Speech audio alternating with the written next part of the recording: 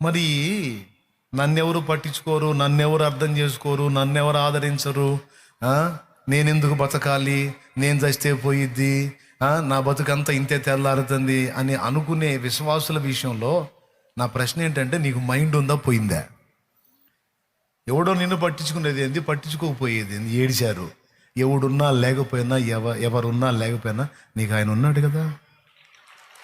ఆయన లేకపోతే కదా నువ్వు భయపడాలి, బాధపడాలి, కృంగిపోవాలి, వేదన పడాలి, వేదనతో చావాలి.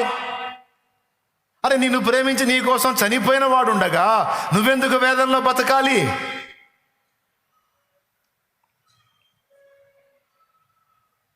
ఆయన అంతే అంటాడు, లోకమంతా వదిలిపెడితే నీకు దిక్కు లేకుండా పోయిందని నేను లేనైంది.